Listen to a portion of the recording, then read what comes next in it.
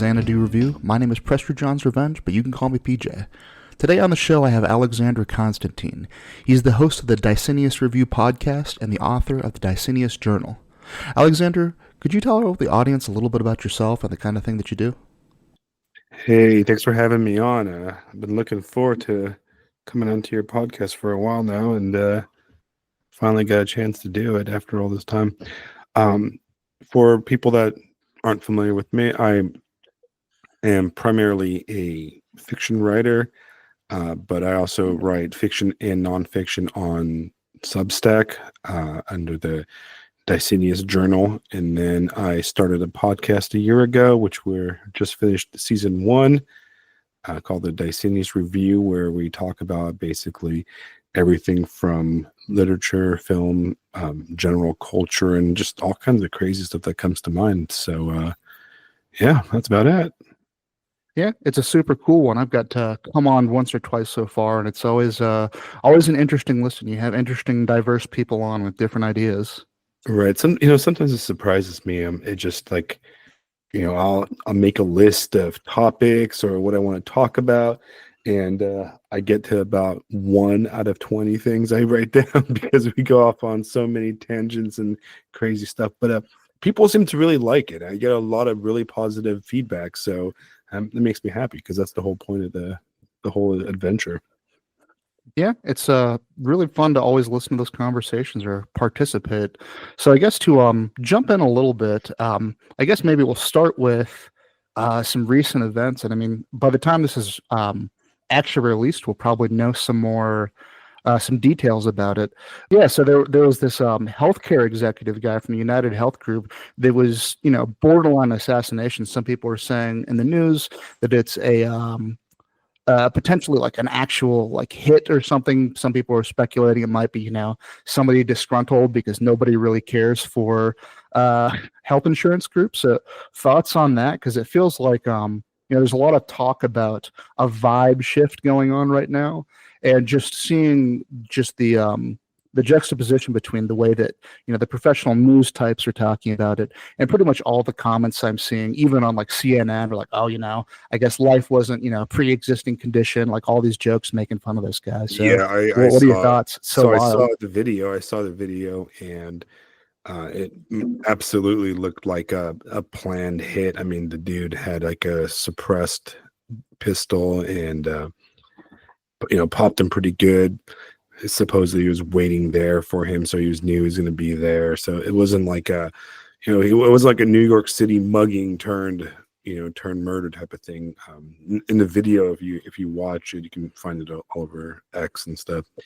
The dude shoots him in the back. Like he's not even like, he doesn't even announce himself to him. He just caps him in the back. So it definitely looks like a pretty planned kind of situation. I guess the speculation is it part of a bigger issue, or is it a personal kind of vendetta? There's like it's hard to say because there's all kinds of stuff about the guy. The guy like supposedly being a whistleblower or something like that, or getting in trouble for Interesting. insider Hadn't heard that trading. angle. There was a thing where I guess he just got an investigation opened on him for he sold. This is supposedly from X. Okay, so don't quote me on this one. Supposedly he sold $15 million worth of shares in his own company, and that triggered a FCC or whatever investigation on like insider trading, or if he knew there was some kind of leak coming out or something. So there's something there, right? I mean, there's got to be some interesting story to it. Ultimately the dude's dead, right? So Yeah. And because on one level, there's the obvious human tragedy. This is a guy with a family. But to me, one of the more interesting aspects of this whole thing is, again, kind of like I mentioned, there's virtually no sympathy for this guy right now, just in the general discourse. Because, I mean, you might as well say, like, the head of the DMV got assassinated, Well, so I will do a little bit of revealing stuff. And I think I mentioned this before. I work in healthcare, right? And when this happened earlier today, a coworker of mine who's a healthcare provider was basically like, "Oh, good, we need more dead medical administrators." Hmm. So insurance companies and healthcare administrators are not the most popular people, even in the healthcare field, for obvious reasons. And I mean, how would you feel if he was a banker, right? I mean, of course, I officially have to say I don't condone violence, but I would say in Minecraft that's a good start. Right, right. And it's hard because I think you're right. There is a very interesting response kind of to this, right? Because um and it goes along the lines of the confusion and kind of political philosophical realignment that we're kind of experiencing, is where we don't know where we belong and what we even believe anymore, to be honest. But yeah, I mean, how do we feel about insurance companies, or billionaire insurance CEOs that make billions of dollars and really on the misery of others? I mean, Yeah, let's be it's honest here. it's very hard to feel, and again, like I said, it's easy to feel sympathy for what I'm sure, like on an individual level, was a nice man who had a family, but for the evil that he puts into the world, at least in my opinion, it's like, maybe it's not. I don't want to say it's a good thing, but I understand people's frustration and the reaction, because honestly, that was kind of my reaction. You saw in the group chat this morning too. It's like, it's not the worst Yeah, thing in the world. I think you and I were on the same page, Mhm. and it comes down to is you don't have to be a card carrying communist or some anarchist red revolutionary to not be a fan of insurance companies. And if anybody has experienced being uninsured or getting healthcare prices and seeing how much these insurance companies charge people, or really charge the taxpayer, because that's where a lot of the money comes from. Yeah, I mean, it's not a very honorable profession, to be honest, right? And No, you'll have people, and I know we're gonna get this, and it's gonna happen. You're gonna have the hard right guys, the hard right, either libertarian, pro business dudes, and they're gonna be like, well, the insurance companies, they pocket the risk or whatever. Yeah, but you mhm. know what? These guys are billionaires. All right, these guys are billionaires, and they're They're not billionaires. scraping by on margins, that's for sure. Right. They're billionaires because they are making the money off the misery of dying cancer patients, have no other Mhm. choice. All right. So, you know what? Fuck him. That's kind of my on the Yeah. surface thing.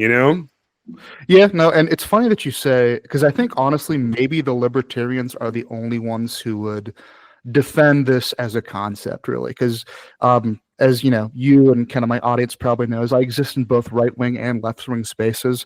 And this is one of those rare moments where kind of like the right and the left are mostly united, like, yeah, fuck that guy. Insurance companies are the worst. So I guess, again, that makes me think of maybe looping back to the original question of people have been talking about, especially this year, it feels like there's a vibe shift because growing up, everybody, at least I associate on the right and the Republicans would be very extremely pro business to the point, to me that felt very silly and kind of self-defeating at times. Right. But The, between the this, Reagan yeah, crowd. yeah, the Reaganite, the boomer cons, sometimes they're called. And there does seem to be a shift where I see on the right, people are being more critical of capitalism, or I don't know if you've been following something similar to like to this, the guy that Trump nominated for the head of the FBI, Kash Patel, who's, like a burn it down kind of, anti-authoritarian populist, which not even that long ago on the right, to me, let's, at least for the paradigm that I grew up with, would have been unthinkable. So I guess, Oh, what are your thoughts on like the quote unquote vibe shift? Is this like a realignment as people are talking, and now it's more anti-authoritarian to be on the right, or is this just everybody's doing musical chairs, so to well, speak? so that's interesting. There is a lot of musical chairs going on, and I mean that, myself included. But you're absolutely right. When somebody 20 years ago, I'm 40, 41 years old.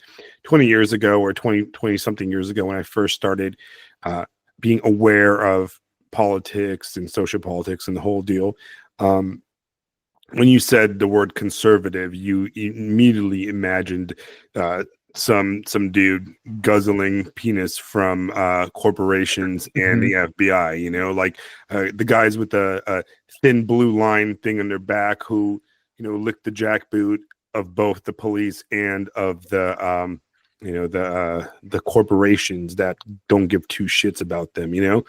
And that doesn't that the definition of that would be more of a American conservative or a Republican, right?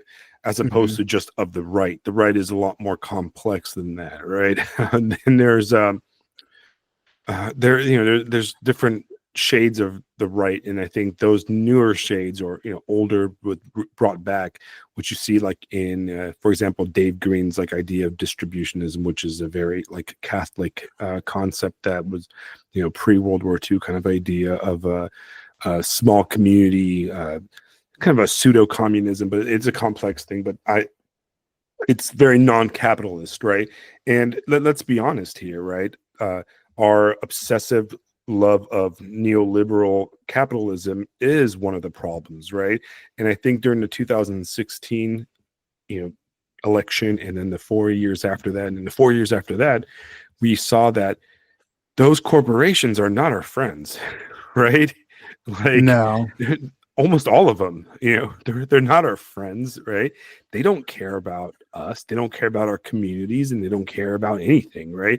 They're multinational, faceless corporations, and they're run, by mostly bug men. And then the people on top are billionaires that give no shits. They're Patrick Batemans that give no shits about, you and your community, your church, or whatever, So I think there was a reality check from the on the right about that, right, where people said, yeah, maybe we shouldn't be standing for these guys. And I think on the left, to a certain degree, there was a reality check that they realized that a lot of their people in charge were actually part of those corporations, and great with them. So you do have a realignment with a lot of previous more socialist leaning left tending to kind of slither towards the right in a way, at least due to the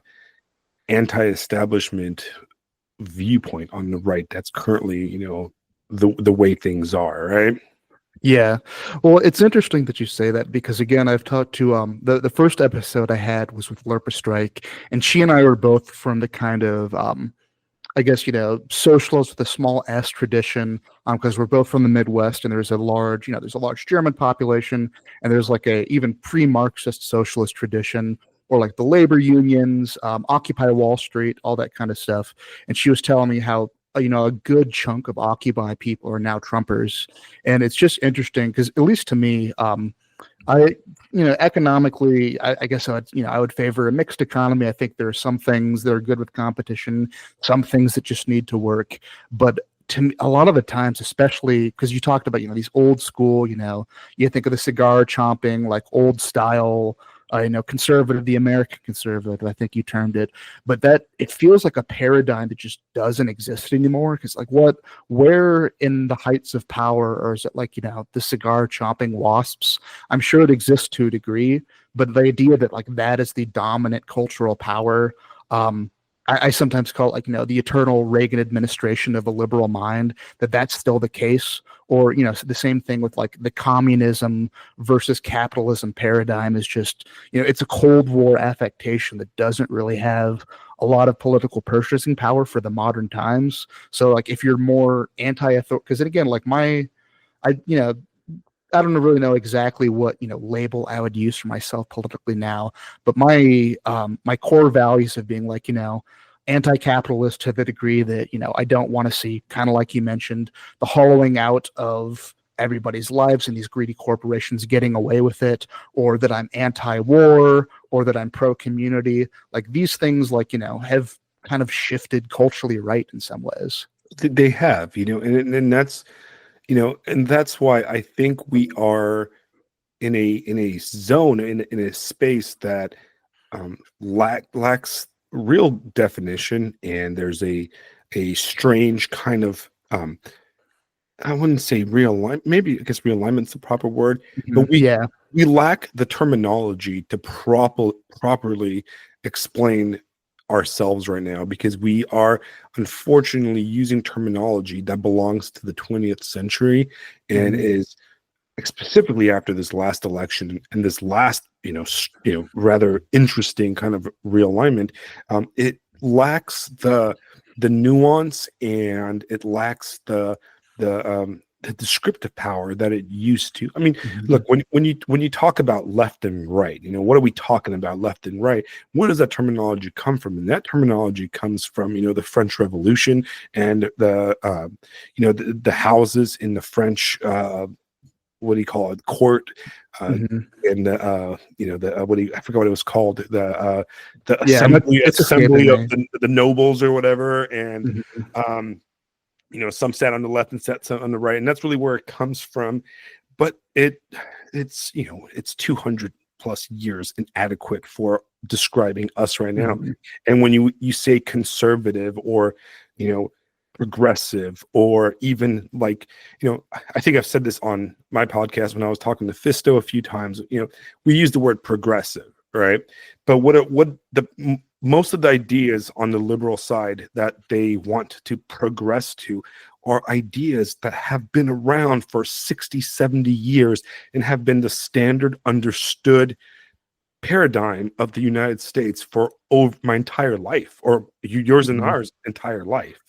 I mean, arguably since the 30s and FDR, but really that's been the cultural hegemony since the 60s. Because I've always thought about it, maybe it's, I know there's been some attempt of like reclamation of the term reactionary, but it feels like progressives versus reactionaries. And I don't think there's been a real right wing in the Western world since 1945. I don't think there's been a real left wing since about 1991. Real as far as like the 20th century conception that you're alluding to. Right, absolutely. So, when we say they're progressing, yes, they are progressing some ideas that are, very different than, let's say, when I grew up in the 90s, for example. Like, we do have, gay marriage and gay acceptance, and there's some cultural progressivism that we've fully accepted. But politically speaking, the views of what the progressives are pushing forward today, you can watch a 1990s television show and there's nothing new about that, right? It's the Mhm. same old stuff.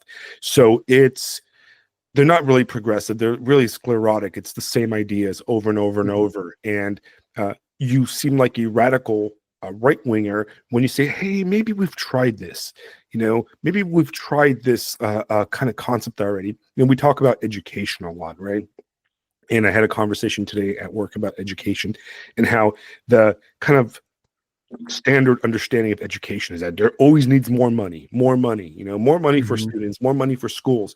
Well, I've heard that my entire freaking life, right? It's been the same story.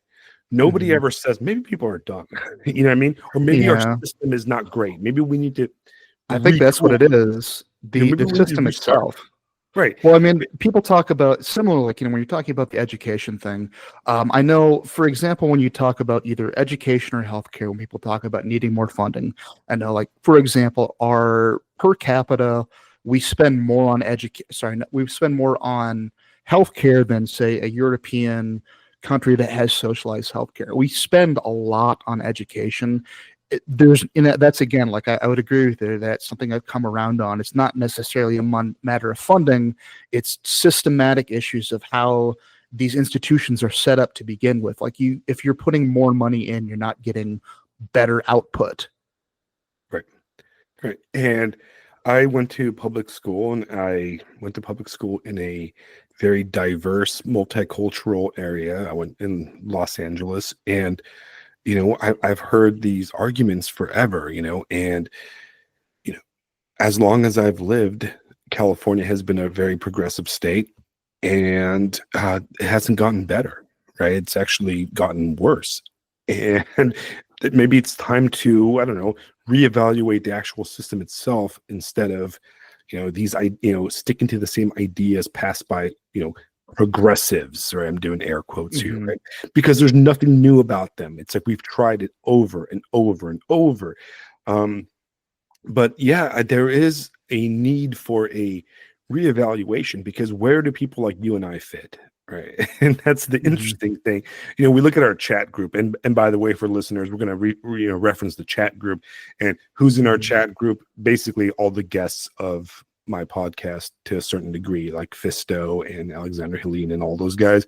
We do have a little Mhm. private chat, and we talk about stuff. We usually Mhm. talk shit about you guys, right, listeners? I'm sorry. just kidding, We right? hate how much we hate the listeners, except for the paid subscribers. We love those ones. Oh, we love you guys. You're the best. Right. But Mhm. no, what it comes down to is, like, how do you define, you look at my list of guests, right, on the Dicenius review, and the list of guests on your podcast, which there's a lot of overlap, and you say to yourself, well, am I a right-wing podcast?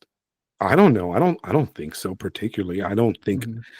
I have a heart. I don't definitely do not call myself a conservative, because Mhm. I'm not trying to conserve anything, right? Mhm. I don't want to go back to, I mean, I'm 40 years old, so I definitely don't want to go back to any time in my life, right? Which is, I don't want to go back to the 80s, and I definitely don't want to go back to the 90s, and the 2000s were kind of lame. So there's not Mhm. a lot of things I want to conserve about the past, but at the same time, I do feel that maybe we're not heading in the right direction. Maybe we need a change of direction, a reassessment of where we're going. Just because we're on this train doesn't mean we have to stay on. We can get off of the station and maybe take a different route. Um, kind of the gambler's fallacy. We don't have to buy all in one direction. We can take a time off, reassess, and maybe reevaluate and go in a different direction. I think that doesn't particularly make me a conservative, right? Mhm. And I've spent plenty of time on Substack clashing with people that are a lot more conservative than I am, or a lot more, give or take, right wing, because I don't want to go back to 1950s Americana, right? I don't think that that's an ideal situation, and I do blame conservatives a lot for the state of the world we're in, right? I mean, our big topic right now is immigration, right? There's a big issue with immigration, and look, I'm going to take shit because I'm an immigrant myself, right? But who opened the floodgates for American immigration? Ronald Reagan did, Mhm. right? And it was his amnesties that basically, in his acts that he signed, that opened the floodgates for today's immigration. And the same kind of policies that Ronald Reagan supported were supported by George Bush and George Bush, and Mhm. the corporations that benefited from the cheap labor, and all that. So it's hard to say that, oh, I'm a right wing Republican who's pro immigration control. Well, the people in your party have not really been pro immigration, or anti Mhm. immigration, so much so, right? So Mhm. there's a lot of kind of concept realignment between them. I think, though, are you familiar with the philosopher Mark Fisher? Yeah. Capitalist realism, right? Get it? Capitalist realism, right? Yep. Uh-huh. And for listeners, Mark Fisher was a British philosopher who committed suicide a few years ago. And I think that, taking his definition of neoliberalism and neocapitalism, I think that's really what we're having. Like, right, we are not dealing with the caricature of the left, the right wing robber barons from the past, the Gerald Fords or J.D. Rockefellers, the guys that are building these, steel and auto empires, or these oil barons, right? What we're dealing here with is with faceless multinational corporations that are completely, they have no nationalist, like, thought, right? Because for all his ills, or all their ills, somebody like Ford was an American, Mhm. and he employed Americans, right? And there was an understanding that there was some degree of reciprocity there with him. Or, and again, you mentioned some of these robber barons that you don't really see as far as some of these new multinational, multilateral corporations. I think one of the more leftist concepts that I agree with is, we're not living in capitalism anymore.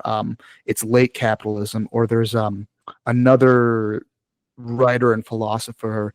It's what's his name? Yanis Varoufakis, if I'm pronouncing that correctly. He's a Greek gentleman who talks about how we've kind of almost ended capitalism in their traditional sense, and it's more transitioning to like a neo-feudal order where we're seeing these, some of these, your Jeff Bezoses, the Sackler family, they have wealth that is beyond anything that, even the kings or the emperors of the past, or even, even a Rockefeller would have had.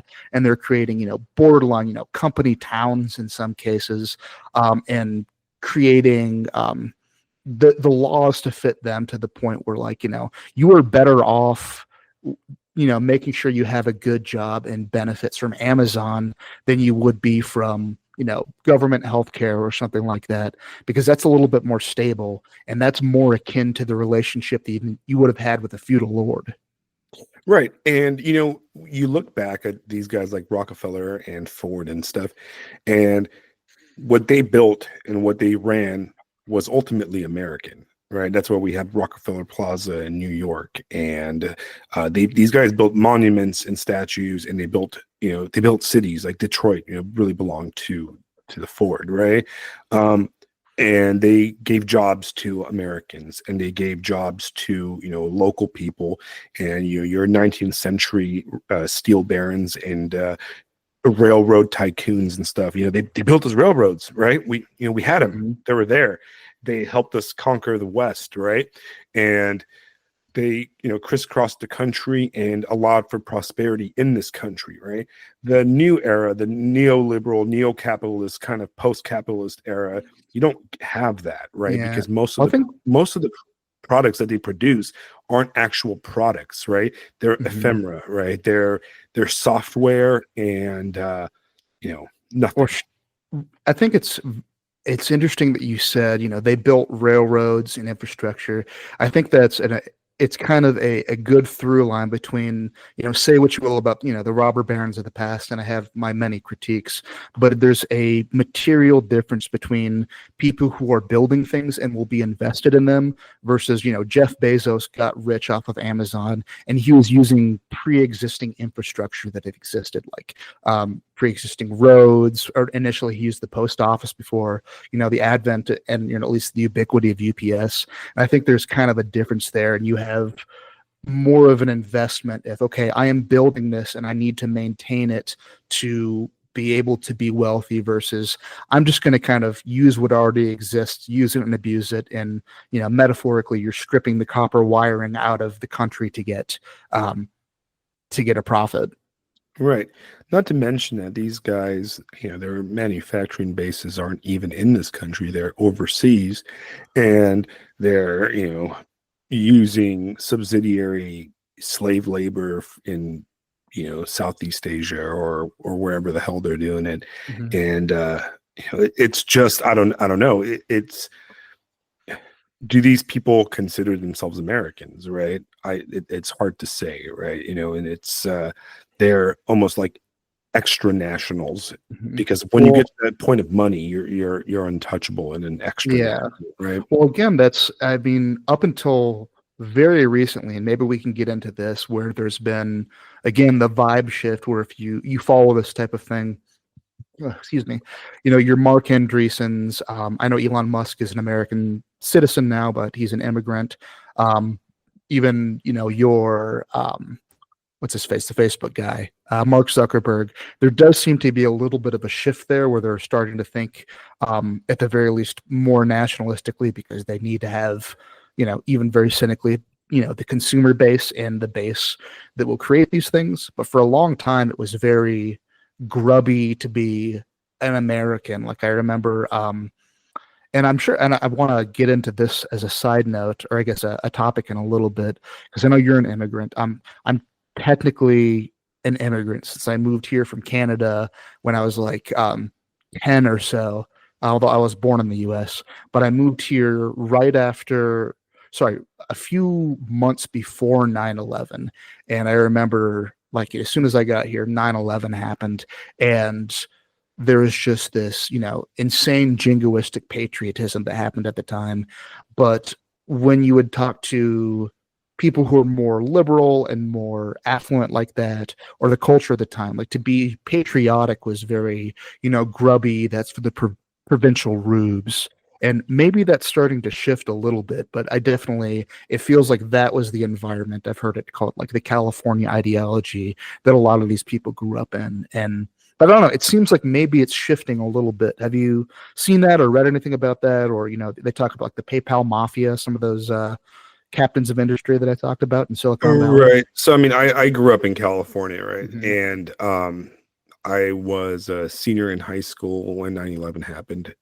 And I remember that. And I remember that, even in California, you did have a very significant pro-American, uh, very jingoistic kind of vibe, and everybody was Mhm. flying American flags and everything. And, a lot of people always pick on, Californians, for example, but if you're familiar with the United States military, for example, right, every other person in the U.S. military is from California, right? Like Mhm. you take a Marine, your average Marine, and he's either from California or Texas, right? Mhm. So not all Californians are the stereotypical, shit lib, like Prius driver, kind of guy, right?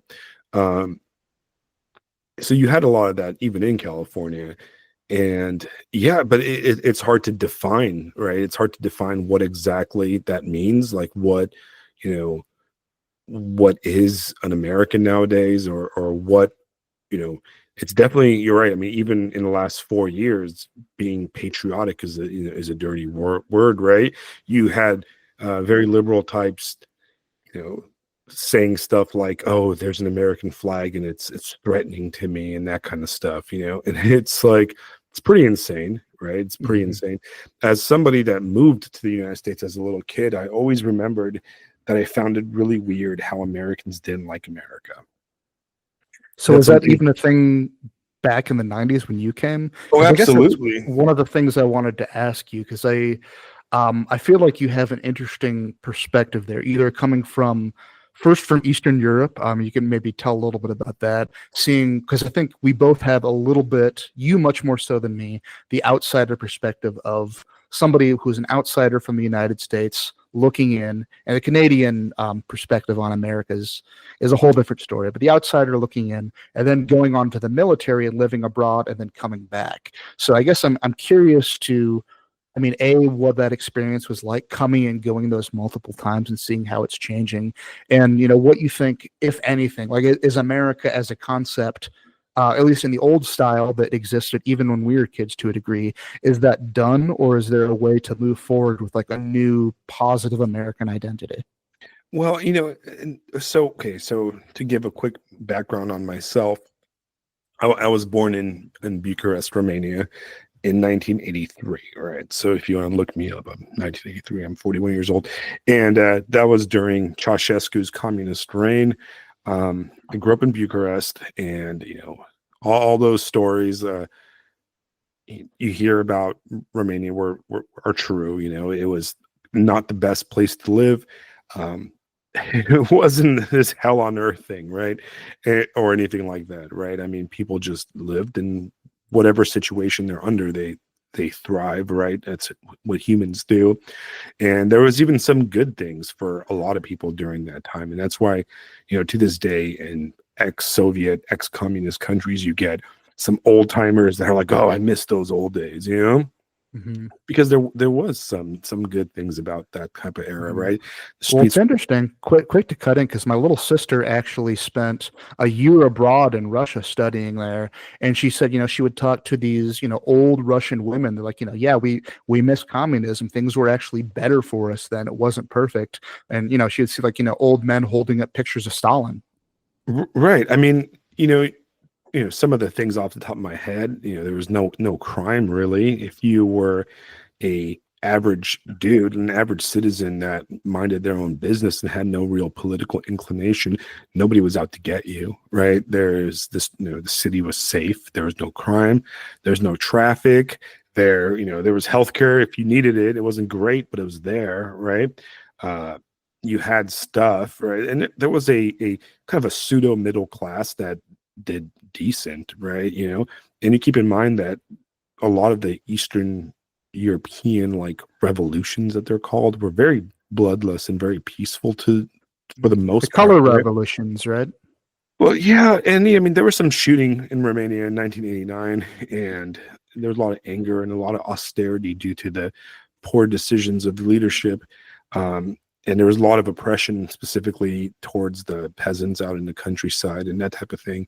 But if you were a city guy, you pretty much lived unscathed for the most part at a standard of life well below your average American standard of life, though, right? There was no blue jeans. There was, one Materially, television, at least, right? right? You had like a television that was black and white, and your camera was in black and white film only that you developed at home, and just kind of an insane amount of stuff that Americans will never imagine, and the bread lines and the food lines and that kind of stuff, right?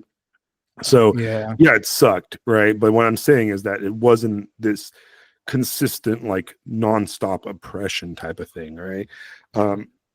And I think when communism fell, and some of my first memories of life were from like around 89, when I remember during the revolution, which actually just had its anniversary 3 days ago on the 1st of December. The revolution started, and there was tanks rolling down my street, right? And I remember my dad was listening to like a Radio Free Romania or something like that, one of those like CIA sponsored international illegal like broadcast type of things that people listen to. And it was like, oh, shit's happening, the miners are revolting up north in Transylvania and all this stuff. And we're probably like, there's like gunshots in the distance at the assembly down by the parliament. And we lived downtown, and it was real close to where everything was happening. And my dad's like, we should probably GTFO out of here, And we took off. We took off, right? And we're obviously on foot because nobody owned cars. And we walked through like our street that I recently visited again, and it was wild being back there. And we crossed the street, and there was a military checkpoint that just got put up, right? It was a bunch of like MP guys, like military police, and the guy's like, "Oh, you can't pass. You can't leave this area. You can't. You're locked in, right?" And it turned out that my dad knew the guy, right? He like worked with him at somewhere or something like that at the airport, and he's like, "Oh, hey, what's up?" He's like, "Hey, we're just heading over to our grandma's house. She's old. We want to make sure she's okay." And he's like, "Yeah, sure, whatever." And he let us pass. Or else we would have been stuck in the center of the city. And we ended up going out, kind of like in the suburb area to my grandmother's house. And, then all the shooting started and blah, blah, blah. And a bunch of people shooting at each other. I don't think anybody even knew who was shooting at who. Either way, the president, the dictator Ceausescu, he got in a helicopter with his wife. They took off. Meanwhile, the army changed sides, and the pilot landed him, turned him in, and they executed him on live television. Right. So that was pretty much the revolution. Well, it's on Christmas Day, by the way. They executed him on Christmas Day. Yeah. Well, it's insane to hear. But on one level, like, because I remember so much, as an American, you kind of because you probably know like Francis Fukuyama, right? When he talks about the end of history. And I guess I internalized, because I read that book for the first time this year.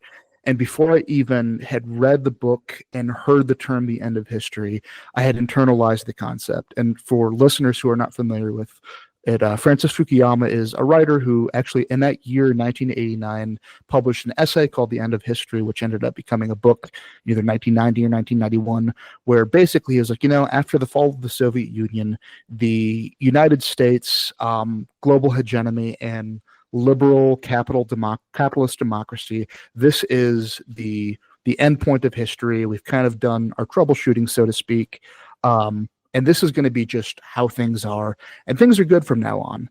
And I remember like being a little kid, I guess not even that little, like early teens, and think like, oh man, the 60s were so interesting, reading about things like that you lived through. It's like, man, that was so interesting. I mean, it's good that it's safe now, but like, oh, I kind of wish I would have lived through times that were interesting like that.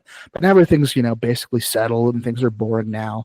But it's, not that it's the exact same thing, but it reminded me of 2020 when I was an essential worker and I had to, because I worked at the time, I did IT and like network maintenance for like oil and gas line pipelines that, if they don't get maintained, they literally will explode. And I would have to go through police checkpoints because they were rioting and things are burning, or, say what you will about, January 6th or in 2016 where there were all these riots. And at least for me, I don't know about you since you're a little bit older than me and you have that slightly different outsider perspective, but there was always this idea like that could never happen in America. Things are going to be fine. Oh, it's boring. Yeah. It's like, it does, it's you fight over tax policy, what have you. But now it's like, oh, wow, things are really starting to get really fucking real. And again, we're in this weird period where on one level, I don't know about you. I guess that would be my direct question for you, because sometimes it feels like maybe it's the fact that we're all in social media or that we can be so in our bubbles, but I never know, am I taking this too seriously or am I not taking this seriously enough? Am I, does that make sense? Like, are we in the middle of, the something very similar to what you're talking about, like what happened in Romania when you were growing up, or the fall of the Soviet Union, or early 20th century moments? Or is it just, okay, this is politics as usual, it's getting a little bit more spicy, America is still stable, and we're overreacting because of social media? I think, I think ultimately, if I were to, opine on that, is that it's maybe a little bit of both, to be honest, right?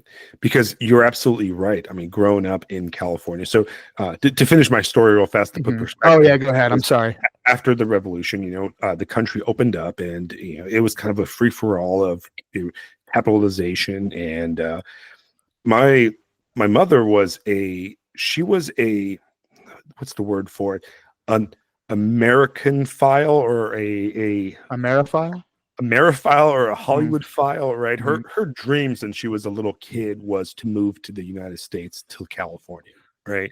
Like you know, she had California dreaming on her mind probably since she was born. And she through a relative of ours that lived in California, kind of a distant relative, invited my grandmother to visit. And my grandmother's like, I'm gonna go visit, my aunt that I've haven't seen in 20 years or 30 years or whatever. My grandma was retired, her husband passed away, my grandpa passed away, so she decided to go. And when she got there, my mom's like, oh my God, stay there, I want to come. So they filed the paperwork, and they decided to move us, because everything was in flux, right? Everybody's job was in flux, everything was, just completely out there.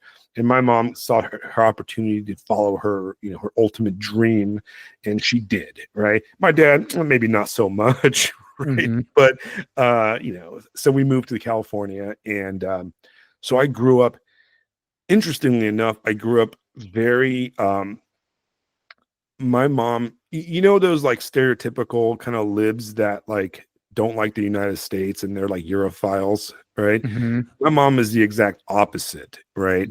She found Eastern Europe very like provincial and crappy, and she just hated and never felt like she belonged there. And she's an all-out Californian. Even to this day, she's a hardcore Californian in a way, right?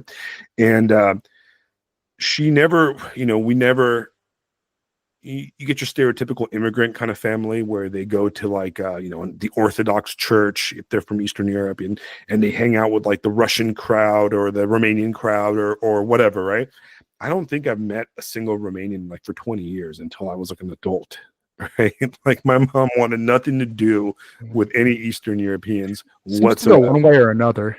Right. Like, so I grew up, completely American. I had very little cultural introduction. And I guess maybe because in the scope of, Romanian communism or the political elements there, cultural elements there, my mom would have been considered a liberal, or by those standards. She was very anti-traditionalist when it comes to that. Like, she wasn't a religious person at all. She, to this day, she's very, she's a wine mom in her 60s, right? But that's kind of how I was raised. So I was raised a Californian, right? It was all about fully assimilating right away, 100%. And all her friends and all my dad's friends were Americans and local California people. So we grew up very much like that. So I don't really have, like, to this day I'll meet, Romanians or Russians, for example, or any Eastern Europeans, and they have stories of, growing up during those times, or growing up in the post-Soviet, post-communist times. And I don't really have anything in common with them, because I grew up, in Long Beach, California, freaking skateboarding and watching Ninja Turtles, right? So I have a hard time really giving that perspective. But of course, you can't escape it, right? The mindset of an Eastern European is still with me to a very significant degree. But yeah, I think I felt the same way in the 90s, right? I was a bit of a history nerd in the 90s growing up. And I remember I used to read these huge, like, World War II, books, and about, I think I checked out every World War II book my local library had, and I read everything about Stalingrad and, just the entire Eastern Front, Western Front, all the battles, the Pacific, everything. And, yeah, you look back and you're like, I remember being a teenager going, man, I wish I lived in, even in the Vietnam War, right? I wanted to go, Mhm. into the jungles of Vietnam and fight, communists or whatever, and I felt like that was over, that was never going to happen again, that, we were looking at the great peace, the great Mhm. Star Trek Federation victory, if that makes sense, right? Yeah.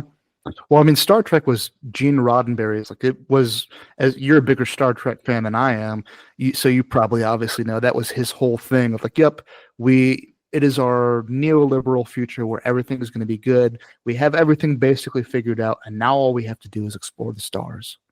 Well, right. I've always said that Star Trek, the different iterations of Star Trek, track America very well. And you have your initial Star Trek, Gene Roddenberry's Star Trek, which was the 1960s gun-ho JFK kind of Star Trek, which was, Mhm. you had your Captain Kirk, and he was out there punching aliens and wrestling with them, and doing all that type of crazy stuff. And this was your adventurous America Star Trek, and that's represented that very uh, progressive Democrat kind of Star Trek. The NASA Star Trek, the we're going Brave New Worlds and all that stuff. And you look at the very distinctly different Star Trek that came out in the 90s. Well, it really came out in 89, but it was really a product of the 90s, which was the Next Generation, which really was the Fukuyama Star Trek. Right. Mhm. You had Captain Picard, a Europhile, right? A French aristocrat. And it really showed the kind of liberal progressive mindset of the writers, where they uh, identified with Captain Picard and Data, right? Who represented the kind of like liberal, like, paradigm, right, of logic, you know, machine thinking mixed with Mhm. kind of a fetishistic Europeanness, right? And that's where everybody wanted to be a European, in the Mhm. 90s, right? Like, your liberal type looked to Europe, right? That's where you get the whole, like, oh, we should try like the Swedish model, or the Mhm. blah blah blah. Remember that? Even though Like, you're not in Sweden. Yeah, and to cut in, keep going, but another one of the things, because I only watched Star Trek, is years ago, I watched the original series. Yeah, it's kind of a cute camp artifact, but I didn't really get a whole lot out of it other than like I kind of like the aesthetics of it, and it's good. It's very well written. But I wasn't really able to dig into it because it was so from another era. But during the lockdown is when because my wife is a big Star Trek fan. Her family are huge Trekkies, but I think, I think you said it too, that, the Fukuyama liberal future of Star Trek Next Generation, where especially you have all these different alien races working together, but it's really just an aesthetic. Like everybody has that kind of corporate HR speak. Everybody basically dresses the same.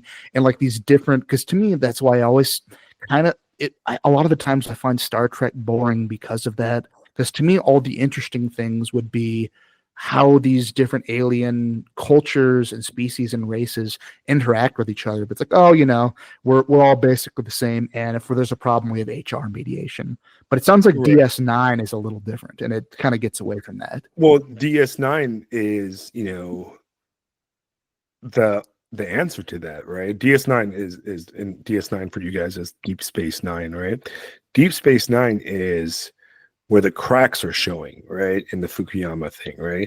And it's a Star Trek that approaches not only cracks in the Federation, but it shows a spirituality that doesn't exist in the previous iterations of it. It's a very, very heavily spiritual show compared to the others. Spoiler alert, right? It involves prophets and very metaphysical ending, and in its final season and its final finale, it ends on a metaphysical point as opposed to a scientific point. And you see a lot of that going on, and you see a lot of like fanaticism, and truly it ends on a rejection of the Federation, if you really want to be honest. And I think it was really ahead of its time, and its writers were really ahead of their time, and they kind of saw past the Fukuyama kind of America of the Next Generation. It's still my favorite Star Trek, but when it first came out in the 90s and mid 90s, I didn't like it. I wanted to like the Next Generation, and the Next Generation is for the, you've heard the terminology, the girl who reads, the smart kid who reads, right? The teacher's pet. The theater kids. That's what the Next Generation is for. It's for the smart, the smart boy, right? The Reddit kind of crowd, who's like, fact checking and that kind of stuff. And the Deep Space Nine kind of challenges a lot of the assumptions of the previous shows. But whatever the hell Star Trek has become now, I don't even know. I haven't followed any of the new stuff. The little. I think it's very apt that you said it kind of tracks American culture, because I've seen a little bit. I don't know. More so, I've seen reviews of it. Do you know like Red Letter Media, who did like the Mr. Plinkett Star Trek reviews, and they do a lot of different movie reviews? Yeah, I'm familiar with them. I don't think I've ever really watched anything. Well, point being, I watched they did a review of like the Star Trek Picard show, and the two examples I want to give, and then I've seen a little bit of Picard because again, my wife's family is a big fan of it, so I've seen some of the newer Star Trek. It's either the Star Trek Picard show, the newer one, or the Orville, which is a Star Trek parody by Seth MacFarlane. That's basically just a Star Trek show, and it's kind of the two poles of American liberalism, where you have Picard, who is reliving his glory days in a way that doesn't really make sense, and you're doing these same adventures and it doesn't really make sense in the modern context. Or you have the Orville, which is again a Star Trek parody, but it's very faithful in the themes of the show, but again it's very long in the tooth, and it's just it's basically space NATO, and you're going around to these other cultures and lecturing them for not being as advanced as you, and you see different things like people. There's always the episode where they dunk on religion. It's like, oh, people who care about religion are so dumb, and we've evolved past that. Or the only people who are basically outside of the Federation, or a race that is all male, and they're misogynistic and they're transphobic, and the other one were like a very religious, basically space fascists, and they're very capitalist. So it feels like to me like it shows the lack of purchasing power and how long in the tooth modern American liberalism is, because you can either relive the glory days, like, remember when we fought the Nazis and we beat them, and then we beat the Soviet Union, yeah, we sure were cool then. Or you just have these kind of dated cultural affectations of social liberalism, which may or may not be a problem in and of themselves, depending on your worldview. But the fact that that's all you really have, like that's your raison d'etre to explore the stars, is to go lecture people, or the only people who are not um, in a circle, or not because there could be like fundamental differences in culture or worldview, but because they just don't have, they're just not liberal enough, and we weren't able to get them to read the right books or do the right homework, if that makes Right, sense. right. And eventually they're gonna catch on. And there's always one alien that's different, and that's the good Yep, one. they're one of the good ones, right? Yeah, it's it's completely boring, and we live in a we live in a media wasteland when it comes to anything, and that's kind of the thing, though. I mean, the '90s ended on 9/11. That's when truly the '90s ended, and I think we were in a cultural kind of dead zone ever since. Where we weren't really sure, and I don't think we're still sure. There is a positive thread going on, in my opinion, and there is a kind of a turn away from mass media empire, and there's a refocusing on the small and less massive kind of corporate media, and there's a refocusing on small publishers, or small filmmakers and stuff. The big guys are still holding on, unfortunately, right? But eventually they're going to hopefully let go. People are finally going to turn away from that. Yeah, well, as we've talked about, these institutions, these big studios, they're kind of destroying their own credibility, because you see either big flop after big flop, or just the most, generic, kind of big tentpole stuff that could be translated into any language. It is like the most generic message or ideology behind of it, of like, oh, just be yourself. Authoritarianism is bad. And it's either it makes a lot of money, but it has nothing to it, like your Marvel movie, or they try to inject some kind of ideology in it. And sometimes it does well, to their credit, but just as often it just completely flops because there's no substance behind it. Right. But think about it this way, right? We live at a very exciting time when it comes to media, right? And you look at, for example, my field, literature writing. I don't need a major publisher anymore, right? I can write a It novel. almost hurts you. You can write a novel right now, and if you put in the time and effort and get the right editors and the right people together to help you out, and make a fantastic product, you can get thousands of people, if you're lucky, and if you market yourself or sell yourself properly. The avenues exist for you to get I mean, look at my podcast, right? Every episode has thousands of downloads, right? That means thousands of people are listening to me speak out of my little house in South Carolina about random stuff, right? Which is wild when you think about it, right? Media. Yeah, you don't need the mass media market anymore. On the last Right. episode, I talked to Monia Ali, and she talked about how, they used to talk about in marketing how you just need 1,000 really dedicated fans to make a living. You maybe can't make a living, but you can make, a nice little side hustle with just like 100 dedicated fans.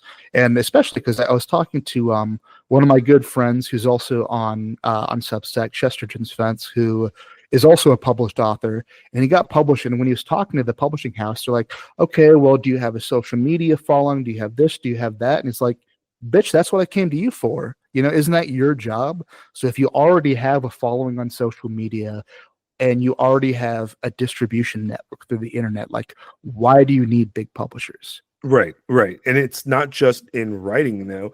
In music, right? It's the same thing, right?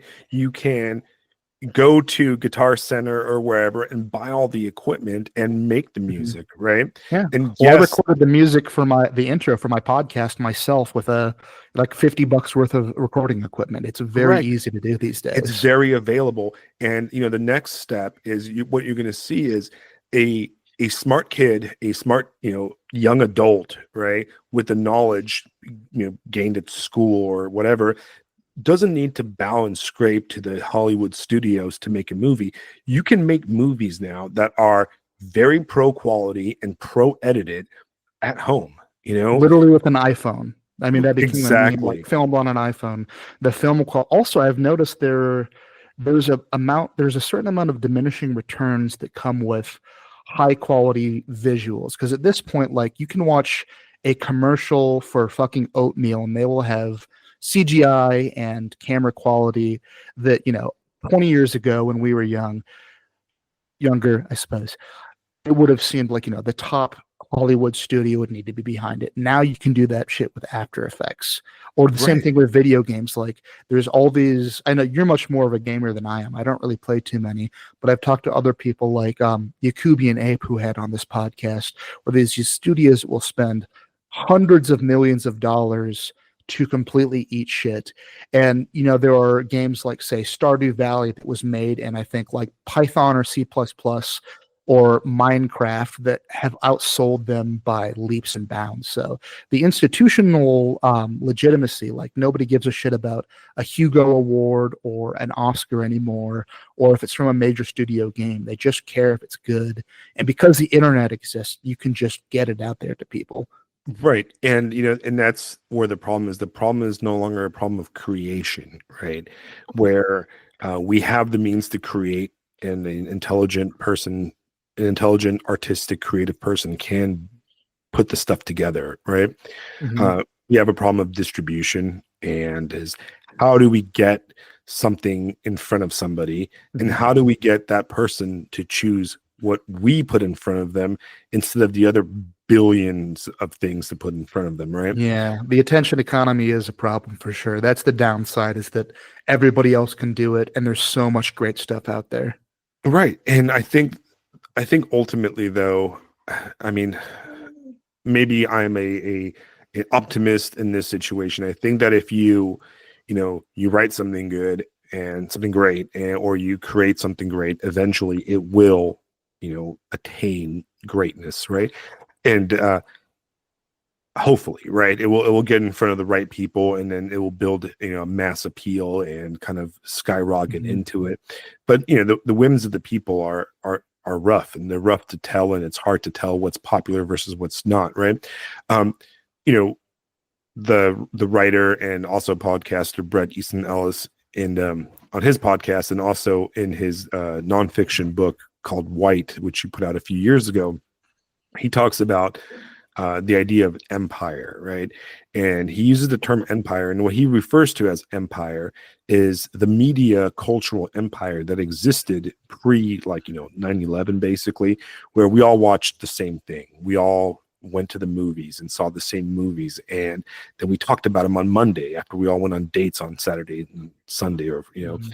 and the we all watched the X-Files on Friday night on Fox, right? And then we talked about it the Mhm. next day, or Friends on Wednesday nights, or whenever the hell it was, right? Uh, and we don't have that. That doesn't exist anymore in the age of Mhm. streaming and The the death of the internet. water cooler conversation, basically.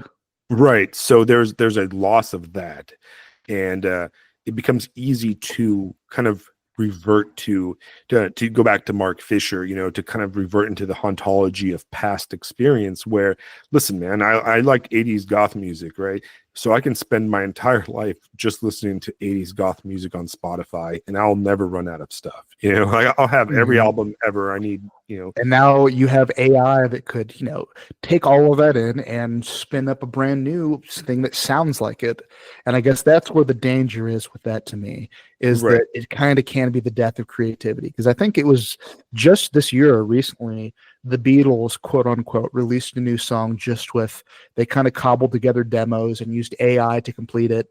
I think Paul and Ringo played on it a little bit, but that does seem like the downside to me, is you can get a little bit too in your bubble, and there's going to be a lack of innovation because of that. Right. So how do you combat that? Well, I don't know. So I guess our podcasts in a way are here to combat that, right? The idea is that you find tastemakers, it's kind of a lame word, but critics, Mhm. right? That can find and identify this kind of the the writing or everything. And that's something I try to do, importantly on my podcast, is I try to get to share books like Lisa Kuznek's Palace, right, or JB Jackson's Shagduk, and I remember,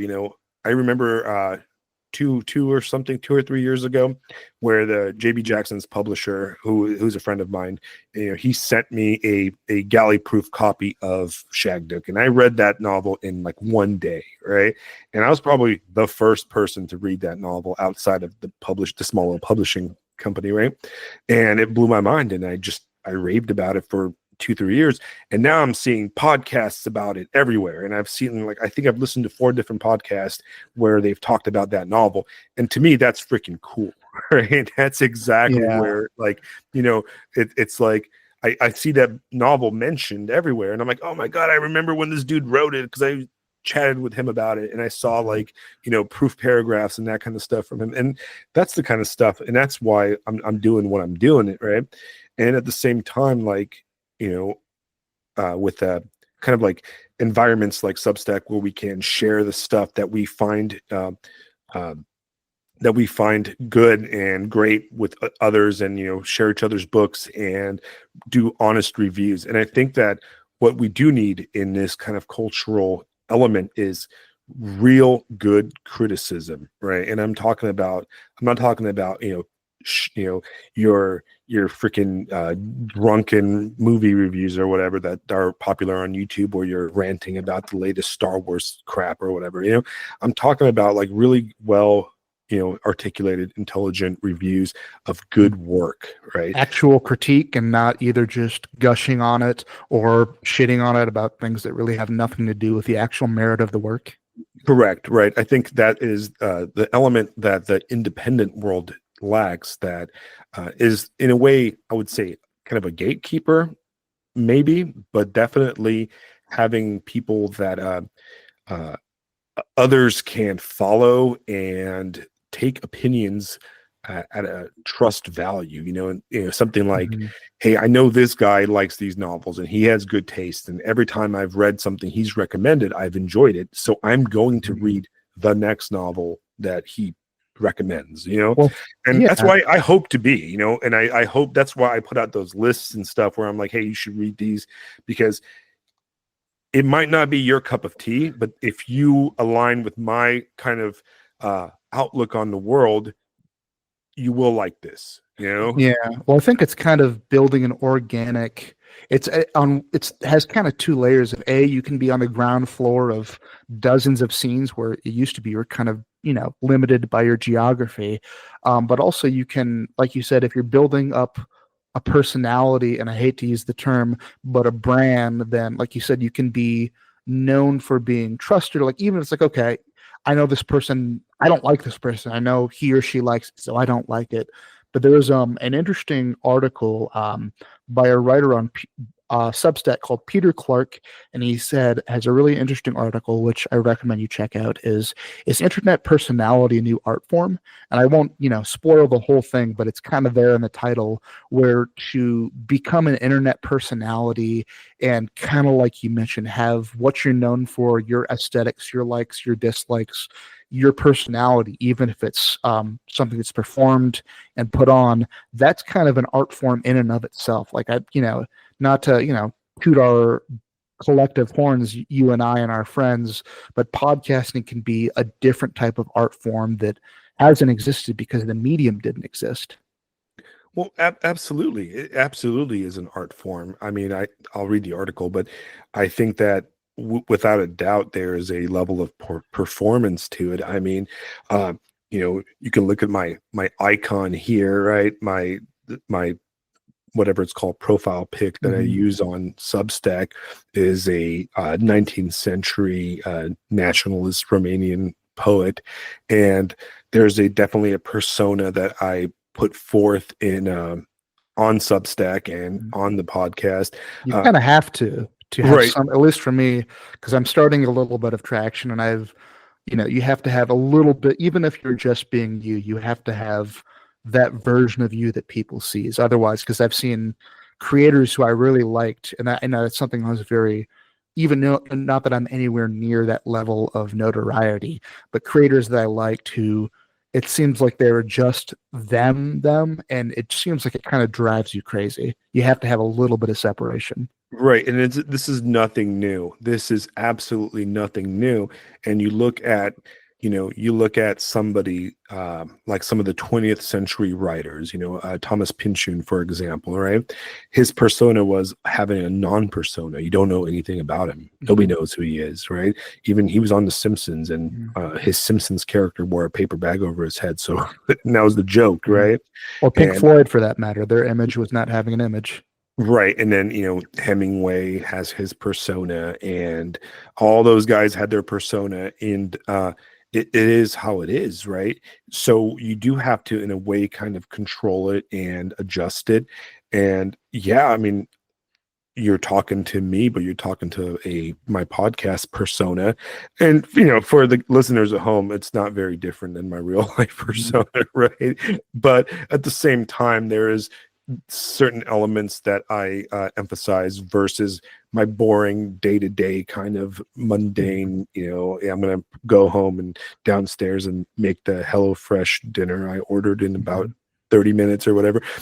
But realistically, you have to, because that's what people are buying or buying into, right? And this is just in the same way punk rockers and grunge rockers and all those guys all had personas, right? And that's the lifestyle that you buy into when you enjoy the art, right? But you see a lot of guys talk about, oh, it's so hard to make it. Well, guess what, man? It's always been fucking hard to Just make do it. Like right? I have literally never written before. I started doing Substack this year. Just do it. Just start writing. See what happens. Maybe people will be interested. I had no inkling or professional training. The closest thing I had done really to writing before this is I played D&D with my friends, and I realized that I was basically writing a short story every week when I was running the game for them. It's like, maybe I could write some stuff and I'll rant to my friends or online, and maybe people will listen, and I want to start doing fiction because of that, because you for the better and worse, like we've said in this conversation, there are very few gatekeepers, and the ones that exist have lost their credibility. Just do it. Right. See what happens. What's the Right. worst that can happen? And one thing we have to kind of take note of and realize is that the 20th century, and I think that this is going to go down in history books, and this is going to be the 20th century was a very unique century. It's a century that I don't think had anything similar to before it, and I have a feeling that we're not going to see the level of um, the type of culture that existed in the 20th century is not going to return. And what I mean by that, artistically speaking, you have these like huge media companies and these huge cultural movements that were, almost planet wide, at least in the West, that just are not going to happen. You look at, art and art, art and literature up until the 20th century. In the Middle Ages on, it belonged to the well-educated and the wealthy, right? And it was controlled by your nobility and the church. And all the Renaissance art and writing really belonged to that milieu of people, right? Like patrons like the Medici and stuff in Florence. And then, with the invention of the printing press, you had a little bit more democratization, but it also still belonged to the upper classes, the educated, the intellectuals. And you look at the 19th century, which is really the real like birth of what what we consider our novelistic media, right? The idea of the novel as entertainment. And with your Dickens and Dostoevsky's and Tolstoy's, right? And those were controlled, they were heavily censored, controlled by newspapers that were censored by their respective governments. And it wasn't like you just put the stuff out there, you know what I mean, right? It was much more difficult to. And these guys weren't superstars. Charles Dickens, for example, was kind of a superstar. But for the most part, these guys died in poverty or filth, and it wasn't really until the 20th century where you have your superstar authors that are being, jet setted around the world in the 90s by the media book conglomerates, and they're doing speaking stuff and staying at hotels and having New York parties and that kind of stuff. That was a blip in the history of authorship and a blip in the history of, really, like, I mean, the idea of the movie star, right, is a 20th century creation that might not last through Yeah, they've lost a 20. lot of their cachet, that's for sure. Right. And the idea of Hollywood and the golden age of film and all that, and the director and that type of thing, that's something that really is a 20th century creation that didn't exist before and probably won't exist in the future. But will film as a media exist? Most likely, right? Just like But plays. yeah, the monoculture that it exists, that I think, like you said, doesn't exist anymore. That could even support that type of framework where you'd have these megastars. The medium is the message, as they say, and the medium has completely changed. Right. So what I think, and if people say, "Oh, I want to be a writer or something like that," well, first of all, the most important thing about being a writer or an artist or a filmmaker or whatever is that you have to have something to say, right?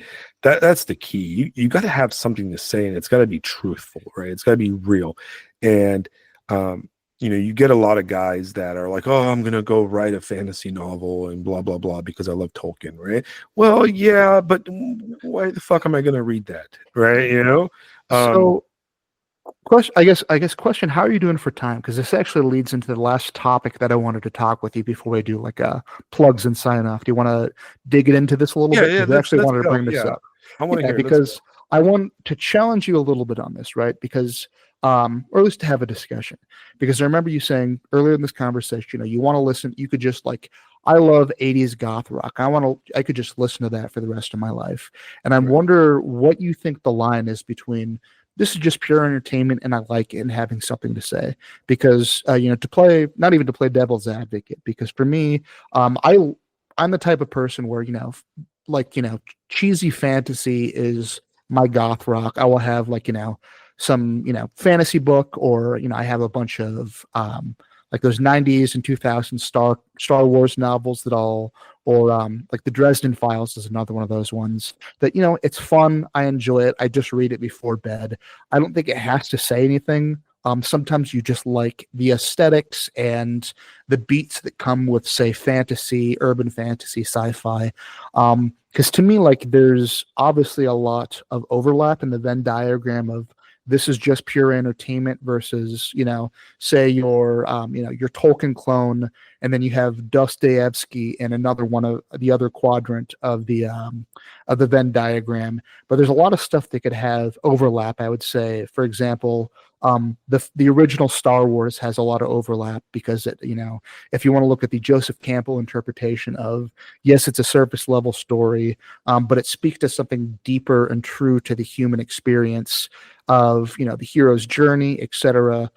But that having been said, like, I do like my random trashy Star Wars paperback novels. Like, that's just something I read before bed. So what do you, because it sounds like you're much more on like you have to have something to say, or do you just like, sometimes this is my trashy, I don't know if you're like a mystery guy or whatever it is for you, because I definitely have that for me. Right. I mean, I do. So I guess maybe it's part of my persona online, right? But I do have a bit of there's a snobbery when it comes to what I like to read. So I always say, okay, one thing that kind of bothers me when people say something like, well, I like to read Dostoevsky and all this stuff, but I just like to also read this for entertainment. Well, to me, reading Dostoevsky is entertainment, right? But I'm the kind of person that will, enjoys reading Heidegger, and I enjoy reading. I enjoy the challenge of reading something difficult, and I enjoy, some of the heavier literary novels, and that's where I get the most joy out of. For example, like I'm reading Haruki Murakami's The Wind Up Bird right now, which is a really kind of complex magical realism Japanese novel, and I get and the more difficult and the more convoluted and complex the novel is, the more joy I get out of it, because it has multiple layers, right? And that's what I like. I liked, for example, Mhm. Thomas Pynchon's V a lot. It was a novel that is not for everybody, or Gravity's Rainbow, because it's difficult and it's filled with tons of references, but I get joy out of, you know, sussing out those references and figuring out what the hell he's talking about, or what is he alluding to. I even enjoy reading miserable novels, like one of my favorite novels of all time, and one of the greatest novels I think I would say the 21st century, because I believe it was written 21st. Roberto Bolaño's 2666, which is Oh, I've heard about that. probably has a big section of it I would consider the darkest novel ever written. It is just brutally dark. It's like soul crushingly dark, and I enjoyed reading that, even though I had to take it in small bites, because Mhm. it would leave me like feeling gross when I was done with it, because it was so dark in a I guess in a positive way, because it was needfully dark, right? Mhm. So I enjoy difficult things, right? But you're right, I do enjoy some I guess popcorn novels. Mhm. I enjoy detective novels a lot. I enjoy like crime fiction type stuff, like uh cheesy like police procedurals and stuff, right? Mhm. Now, Yeah. where I think that ideally, if you are an artist, right, not just a craftsman, but an artist, right, you're going to take whatever you love, whether it's the police procedural or, the fantasy novel, and you're going to aim for something at the maximum level, right? I mean, Tolkien didn't sit down to write a fun novel about elves and shit, right? He sat down to write an epic saga that spoke to deep Christian and European themes that transcend the elves and the dwarves and stuff, right? Um, and you look at some, like, detective media, right? Like True Detective, the television show, Mhm. right?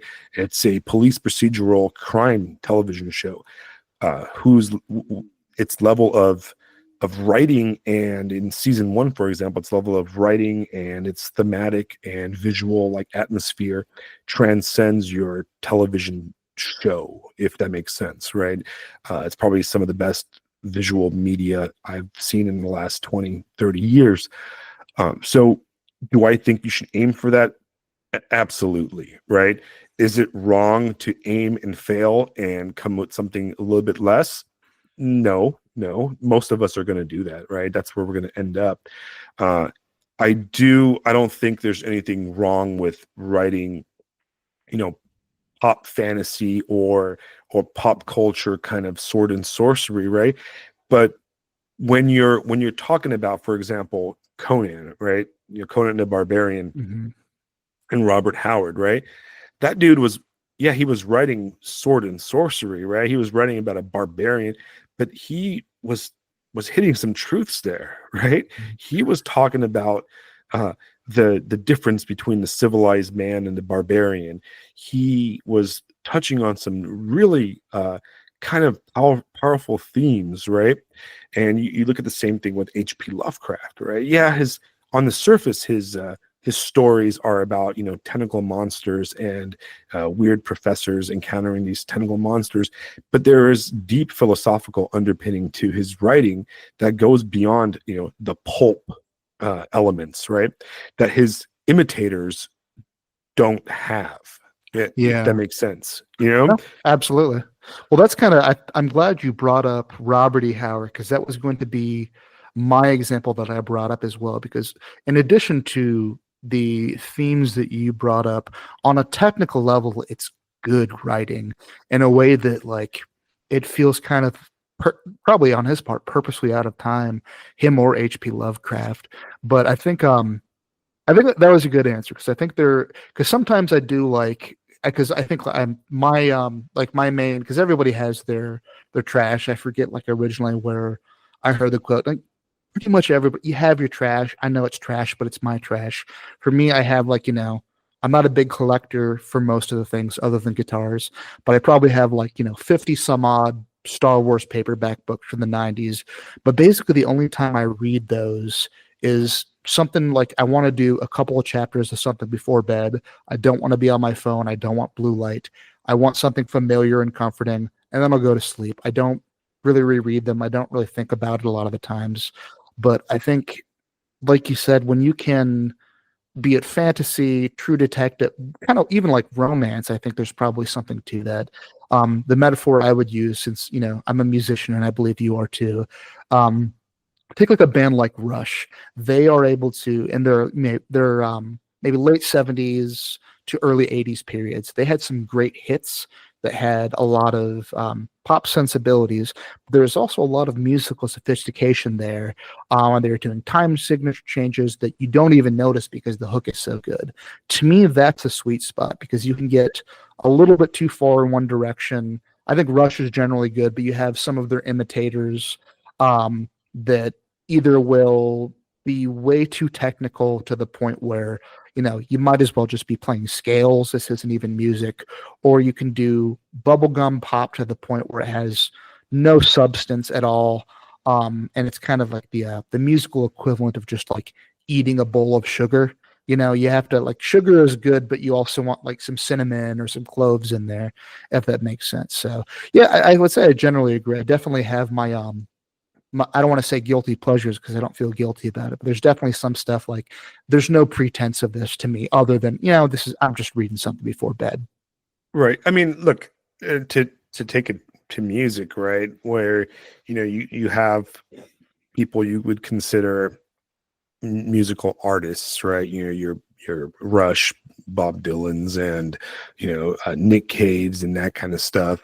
And then you have your generic pop music, your Dua Lipa or whatever is popular now, or whatever Whoever. random girl rapper is popular now. And are those popular rappers or pop singers bad at? No, absolutely not, because they bring joy to the listeners. They do their jobs as entertainers. Would we consider them artists? I don't know. I mean, maybe not. Maybe, right? Are they going to change the landscape of music permanently? I don't know. Maybe, but I doubt it. Right? They're just going to be a quick artifact of the time. I mean, I think it's an ever going thing, right? And I think this is a personal kind of thing that, you have to kind of admit to yourself, which is, am I going to try to put forth a truth in what I do, or am I going to just put forth entertainment and try to entertain myself and the reader, which there's nothing wrong with that. I mean, you have guys like Larry Correia, who writes, basically just, libertarian gun slop, right? And he writes, it's basically his Dungeons and Dragons adventures in like modern times, put forth, right? And there's nothing shocking or creative or interesting about anything he writes, and you're never gonna be like, oh man, this was a great idea or whatever, but they're fun, they're entertaining. I read a few of those, and I've read the Dresden Files, right? Not all of Is them. that guy that guy you mentioned, I know his name. Did he do Monster Hunter Yeah, International? he did Monster Hunter Uh-huh. International, I couldn't get and into it. It was a little too. You're at the gun swap is right. It's if you're not into guns, you're probably not going to be into those. right. It's very for that kind of person, and that's perfectly fine. Just like I'm not into girl rap or whatever, which is cool and all, but you know my beef with some people in his circle, for example, is there's a anti-artistic, anti-intellectual theme to a lot of his like social media posts, for example, where he's like, oh well, I just entertain and I'm making money, and you know what, it's not about making money, man. It's about putting out truth. And maybe this is my theater fag kind of personality, but that's what I think. I think that Yeah, I mean, good work if you can get it, but I see what you're saying. right, because if you're gonna write to make money and or create art to make money, man, you're in the wrong business. You should be working for an insurance health company, right? You know what I Yeah. mean? Because I mean, I don't know how you feel about them, but you mentioned Dresden, and I did too. I love the Dresden Files, and to me, the thing about Dresden Files that I really love, there's a strong emotional truth there. I've had like, Dresden Files has made me feel things because it does. It's basically like, for those of you who haven't read it, it's the pitch is like, your typical Dick Tracy neo noir detective novel, but he's a wizard and lives in Chicago and has like Joss Whedon dialogue. It's Yeah. very, very Gen X, but I enjoy them and they have some good emotional moments for me. And it's a You know little what I always cheesy, but they're fun. You know what I always wondered about the Dresden Files is how that dude never got sued by White Wolf, because almost everything in those novels comes right out of the White Wolf role playing games, like the Vampire the Masquerade and Mage the Accession, like the courts and all that stuff. It's Yeah. just like the magic system is straight out of White Wolf to a certain degree, and I always like, and maybe that's why I enjoyed him, because I was never much of a Dungeons and Dragons guy when I was in the role playing. I was always into the White Wolf games because Hmm. once again, I'm kind of a theater kid fag. But like that's where I enjoyed him, right? But yeah, they're enjoyable, but you can't eat ice cream every day. I Yeah, mean, well, to me, Dresden is a palate cleanser, like, because I'm kind of like you, just maybe in a little bit different a way. Like, to me, I enjoy reading like Francis Fukuyama or very like heavy books about like economics or history or psychology or shit that most people would find very depressing or boring. I enjoy that. I enjoy like documentaries about like, 18th century Russian monetary policy in the Donbass. That is my shit. But I would something like Dresden, to me, it's a palate cleanse. Like, okay, this has been very heavy. I need something to just like start again, something fun, something light, and then do my next like thing about the Mongol Empire and their military conquest of Saudi Arabia. right. I mean, and maybe that creating work like that is in itself an art form. Is that, can I make Hmm. a light kind of entertaining art form that still entertains? I mean, look, it's the same for video games. You play Yeah. Cyberpunk 2077 and you're like, oh my god, this is depressing, and all the endings are dark, and it's just Hmm. misery and death, and it makes you Well, think about all kinds of stuff. And then I played back to back when I finished Cyberpunk 2077. I played Disco Elysium, which is, in my opinion, probably the greatest video game RPG ever made. But once again, heavy and dark and mhm. depressing. And then sometimes I just want to hop on some of that Call of Duty and shoot some bastards in the face for fun for a few hours. So I mean, Yeah. I get Well, it, right? to go back to the music thing, like, because I know you're a musician too, like, there was, especially in like, because you're more in the punk world, I was more in the metal world when I was in bands. And everybody, there was like this derisive attitude about pop music, like, you're turning your nose, oh, that's just pop music. It's like, okay, well, write a pop song, write a top 40 song. It's not easy. If it was easy, everybody would be doing it. There is something to being able to write something that has a good hook and it's catchy and stays in people's heads. That's as a slut, I don't even want to get to the whole digression, but like Rush could also write songs, whereas a band like to me, I could never get into Dream Theater because they're good musicians, not great songwriters. Because they're boring as hell. Okay, Yeah. they're a musicians band, and that's Mhm. fine. That they're the equivalent of like a very literary writer whose only focus Mhm. is the sentence or Mhm. the And if that's word what by you're word into, choice. But hey, look, but fair enough. who's the ideal punk band, right? The Ramones, right?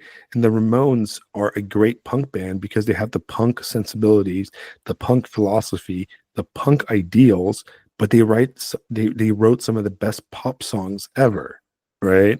Like Ramone songs are pop songs, right? Mhm. They're 2 minutes. Sheena is a punk rocker. That's a fucking pop song, right? The Mhm. best Clash songs are pop songs, like Lost in the Supermarket and London Calling. Those are all pop songs that are radio friendly pop songs. And that's what makes them great, is that they're pop songs that transcend the boring pop stuff because there's some truth to them. You know what I mean? Have a So little bit of an edge. Well, that's what I said. Well, if you want to use, again, I know we're mixing a lot of metaphors tonight, but I said this earlier. If it, if you're going to use food as a metaphor, right? I would say, off the top of my head, a song like "Call Me Maybe" to me, it's like eating a straight bowl of sugar. If you like sugar, it's fine, and it's sweet, it's pleasant, but like you could have something a little bit more sophisticated. Then it's like a nice baked good. It's like, oh, there's a little cinnamon in there. Ooh, is that chili pepper? I wouldn't have thought that would have been good, but you made it work. It's good. right.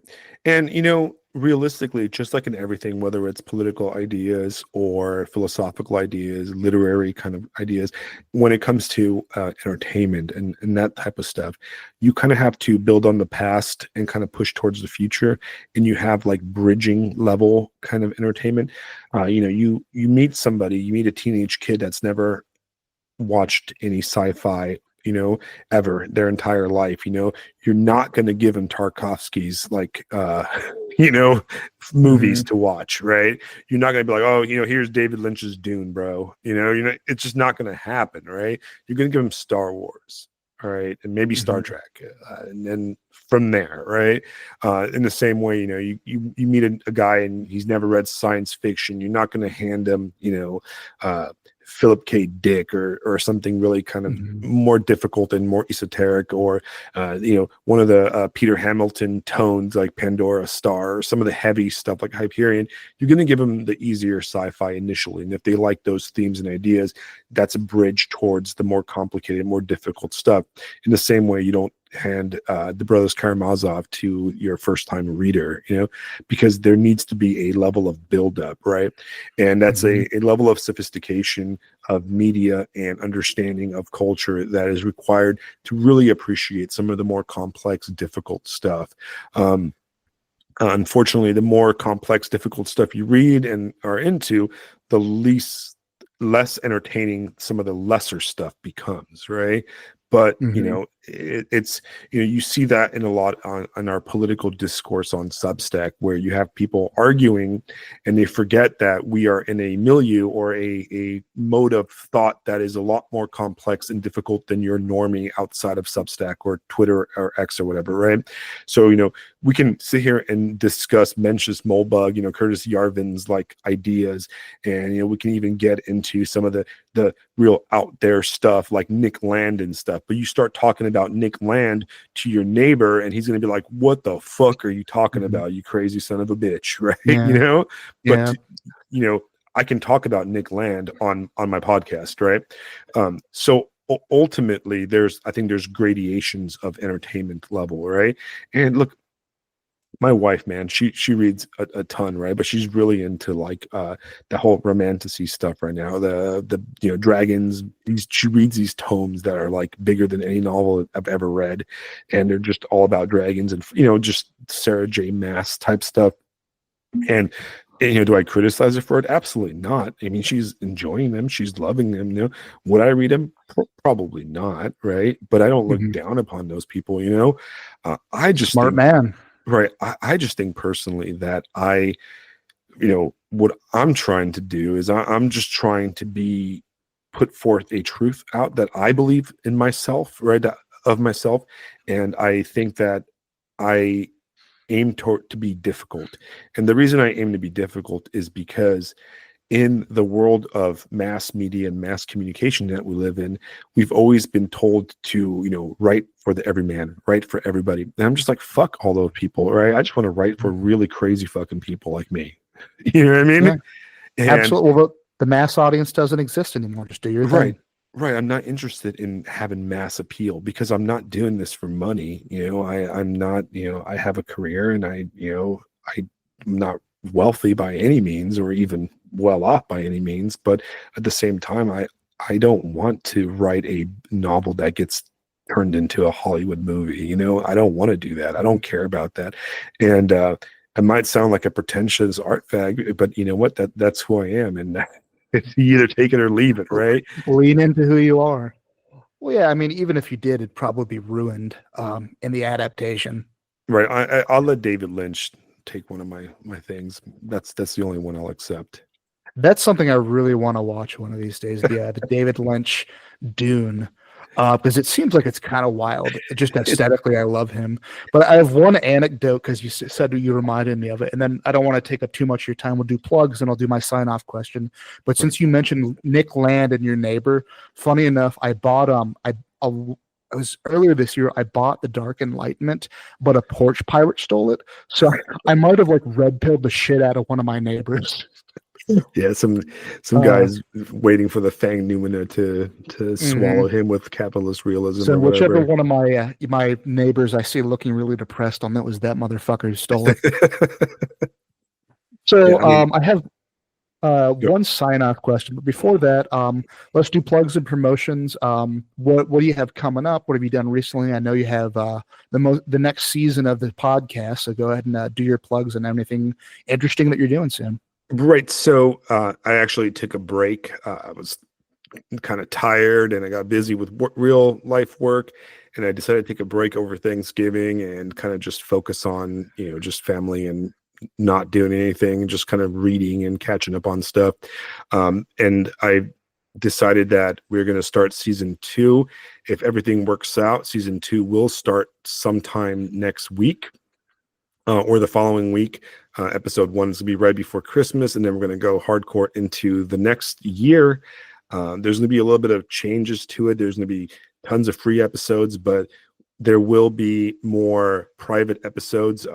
I think we've grown to the level of the need for more esoteric, outlandish private episodes for people that are deeper into this kind of stuff, so we can talk less open on these episodes and or approach more unique kind of topics that might not be discussed on a mass scale. So we're going to be doing that. I'm going to be adding a lot more book reviews, a lot more movie reviews to the podcast because people do seem to like that. A lot of awesome guests. I already have a bunch of awesome guests lined up. I'm not going to spoil it yet, but one of my favorite podcasters and writers is actually going to be in the first guest on the podcast, and I have it lined up already, and I talked to him, and I'm really excited to have him on. I'm not going to spoil it yet, but I've got some great people. A lot of Substack writers are going to be joining me. Some of the big ones that I've followed and I've read a lot. And other than that, I'm working on a novel, which is probably going to be released in 10 years at the pace I'm writing right now, doing a lot of reading, catching up, and I'm trying to close a lot of gaps in my own self-education when it comes to literature and philosophy, closing the gaps. Like I'm like, oh, I've never read this one, and everybody's talked about it, that type of stuff. I've got a stack of books forever. One of the things I will be doing for sure. Oh my gosh, my dog is squeezing this toy right now. I don't know if you can hear it. One of the things I do plan on doing it this year in the podcast, I want to do a kind of a full retrospective and overview of Mircea Eliade's work. He's the Romanian. Give me 1 second, man. I gotta kill my dog real fast. That's okay. She's done. Okay. I'm going to do that. Second time your dog has interrupted us. All the time, man. She must hate me. She hears my voice. Yeah, and she just wants to be on all the podcasts. So I'm going to do the Mircea Eliade thing. I know that Fisto wants to do an episode on Ernst Jünger, which I want to also. So I'm rereading a lot of the Ernst Jünger stuff.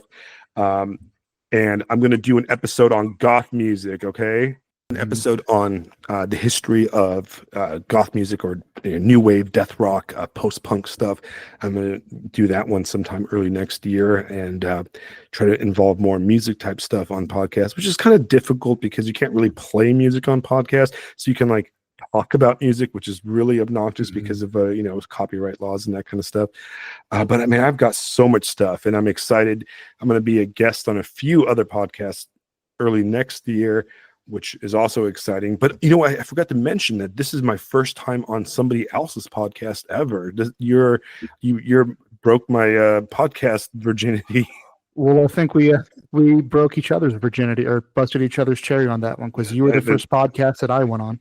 There's got to be like a term like Eskimo brothers, Mhm. for that Something like or that. Yeah. something really weird like that. But yeah, that's what I'm doing, but yeah, a lot of exciting stuff. I I'm looking forward to 2025. It's gonna, hopefully be my year. I'm definitely increasing the quality. I have a bunch of new audio equipment. I'm getting a lot of more stuff together, and I'm increasing the editing ability. It's going to slowly ramp up, but ultimately, this is all for fun, right? Because I have a real Mhm. job and family to feed and Yeah, stuff, same. You're kind of limited when it's just a hobby. right? Like, But I don't want this to be my job. But you know what, though? All things should be hobbies, right? I mean, the word amateur, people use the word amateur negatively a lot, right? But the word amateur, comes from, the French or Latin amor, right? Which is, um, Mhm. so I think that the obsession with professionalism is kind of wrong. I think that we should embrace amateurism, and I think that's the ideal way to do things. Sometimes like the punk rock kind of do it yourself, e-zine kind of like ethic is one that I really like and I really want to go towards. Yeah. But yeah, thanks for Well, having me on, good. man. Yeah, it's good stuff, man. Well, it's a lot of exciting stuff. So I will just, I'm gonna finish with kind of my final sign off question I always ask for people. So what we didn't get too much into the doom and gloom, luckily, which is kind of surprising given both of our temperaments. But what is something that makes you excited or hopeful for the future? Because things are kind of a little bit crazy right now. Well, I think that there's the idea of the realignment that we're seeing is exciting to me, right? The idea that we were heading towards a very dark place where um, we had certain elements of popular culture becoming complete and total scolds, and complete and total self-censoring and that type of thing. And in the last, even the last month or so, you see a lot of rejection of that, and that means that we might be able to kind of reject the old, the last decade or so of kind of woke media or whatever you want to call it, or the self-censorship. I listen to some left-leaning podcasts, and those guys are making fun of like woke media now. You know what I mean? Where it's Mhm. like, The vibe shift. right. I listen to like, gay male podcasts, right? And they're making fun of like the diverse cheesy cast in whatever movie that was out. I was listening to one today actually, and very liberal, very moderate to left wing people on this podcast were making fun of the cheesy like by the numbers casting of that Alien Romulus movie, and Mhm. and they're like rolling their eyes basically at how like corny it comes off as now. And there's definitely a movement away from that. I think we do have to be careful, and I said that on Substack today, that uh, the majority of people rejected that, and that's why they voted the certain way they did, not because they want the opposite. You know what I mean? Mhm. So we need to be Well, careful not absolutely. we need to be careful to not let the other side become the woke scolds now. We don't need to replace Mhm. blue-haired woke scolds with crew cut woke Red-hatted rope scolds. scrolls. Mhm. Right, exactly. So ultimately, I'm an artist, right? And I guess I'm a younger type anarch. At least that's what I see myself as. And my enemy is the scold of whatever political persuasion they are. I'm on the side Mhm. of the artist. Okay, that's where I'm at, and I hope that we are in an environment where the majority of people reject the massive corporate kind of conglomeration. I mean, you see that, it fills my heart with joy when every time like a new shit Star Wars nonsense comes out and now people are just automatically rejecting it, or another, freaking sequel is, presented and the general attitude is like a groan. You know, I like that. And that's kind of how I feel about the whole thing right now. Yeah. Well, that's awesome. Well, Alexandra, I appreciate you coming on. Man, we're gonna have to do it again sometimes. We'll have to collaborate this year. I'm Absolutely. excited to. All right. Well, take it easy, Buzz. I appreciate you. All right. Thank you very much, man. Good night. I'm going to go cook up some dinner for my daughter right now, okay? All right. Have a good one. Good night, man.